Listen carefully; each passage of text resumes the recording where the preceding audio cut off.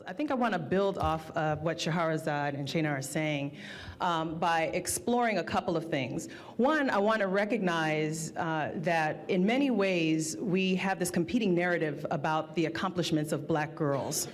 And we do see black girls as valedictorians, but we also see black girls in many spaces that are harmful. We have a tendency in our communities, in our discussions, our academic spaces, to really understand the experiences of black girls through a narrative of black boys. And so even, there's this complicated term called epistemology, right? The how we know what we know, that we have to engage when we're talking about this question about what we don't know and don't see.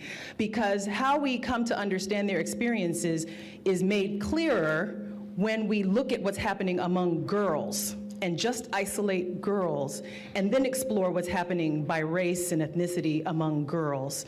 And so when you do that, we begin to see the disparities emerge, and we see that girls are experiencing racial disparities at higher rates than boys are experiencing racial disparities, because we have now isolated this discussion among girls.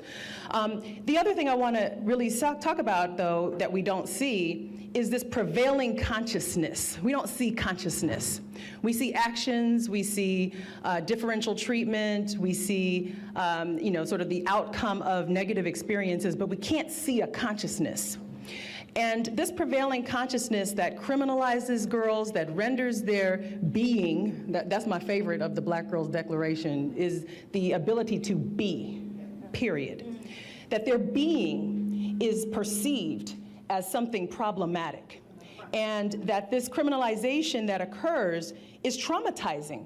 And so what we don't see when we see the valedictorians or when we see girls performing well, we don't see the centrality of trauma in their lives, the historical trauma and the incident-based trauma that we're all inhaling, right? The toxins we're inhaling. We were talking about breath. And so when we're talking about the prevalence of sexual violence, the traumatic experiences among girls who are not completing school, the ways in which their behaviors are read as problematic and their being is read as problematic, these are all things that we can't really see when we've masculinized their experiences in various locations. So, I think it's important for us to acknowledge that.